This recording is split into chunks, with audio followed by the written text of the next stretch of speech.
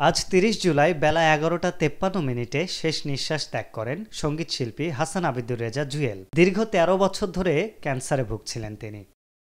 আজ বাদ আছর রাজধানীর গুলশানের একটি মসজিদে জুয়েলের জানাজা অনুষ্ঠিত হয়। জুয়েলকে শেষবারের মতন দেখতে এসেছিলেন শিল্প অঙ্গনের বিভিন্ন তারকাবৃন্দ। সেখানেই গণমাধ্যমের কাছে জানিয়েছেন তাদের অনুভূতি। আমার আজকে এখানে যে অবস্থান, আমার এই অবস্থানের পেছনে অন্যতম যে মানুষ সেটা হচ্ছে জুয়েল।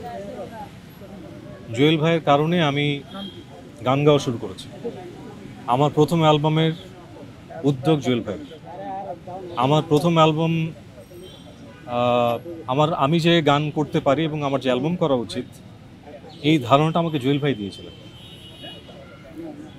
এবং আজকে আমার যা কিছু, আমি সবসময় এটা বলে এসেছি, এটা একদম আমার মাথার উপরে যে মানুষটা সেটা জুয়েল ভাই। এবং জুয়েল ভাইয়ের মাধ্যমে সঞ্জীবদের সাথে আমার পরিচয়। তো সব ক্ষেত্রে জুয়েল ভাই কিন্তু আমার একদম অস্তিত্বের সাথে মিশে আছে। আসলে ওনাদের থেকেই তো দেখে আমাদের মিউজিক তো শুরু ওনাদেরকে দেখে। বাচ্চু ভাই ছিলেন, শাফিন ভাইরা ছিলেন, এরাই তো স্ট্যান্ডার্ড। তখন ভাইরা আছেন, মানাম ভাইরা আছেন, মাকসুদ ভাই আছেন, বাবু ভাই আছেন। আমরা তো এদের থেকেই দেখে শিখেছি আমাদের জেনারেশন। তো শাফিন ভাই সবসময় একটা অন্যরকম ছিল, ওনার স্টেজ প্রেজেন্স অনেক ডমিনেটিং ছিল। উনি যখন স্টেজে দাঁড়াতেন তখন মনে হতো যেন একজন লোক দাঁড়িয়েছে। এটা বলতে গেলে আসলে বাংলাদেশে কখনোই সত্যিকারের শিল্পীরা কি মূল্যায়ন হয়েছে, হয়নি। তো এটা ব্যান্ডের বেলায় এখানে প্রযোজ্য হবে, বাংলাদেশ সর্বক্ষেত্রে এটা সত্যি। স্পেশালি আমি যেটা বলবো, জুয়েল আমার এত কাছের ছিল। আমরা সেই 1997 একসাথে আমরা একই সংস্থা, একই সংগঠন নিয়ে আমরা কাজ শুরু করেছিলাম অনেক দিন ধরে। সেই হিসাবে আমার একদম ছোটো ভাইয়ের মতো ছিল পারিবারিক সম্পর্ক।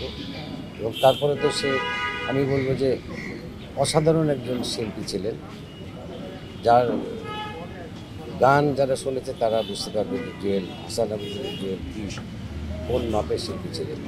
জুয়েল সত্যি কথা বলি কি, এত ক্রিয়েটিভ, অনেক যারা ইয়াং জেনারেশন হয়তো জানবে না। তার ডিরেকশন, তার ক্রিয়েটিভিটি, উপস্থাপনা, গান, কম্পোজিশন, কনসেপ্ট।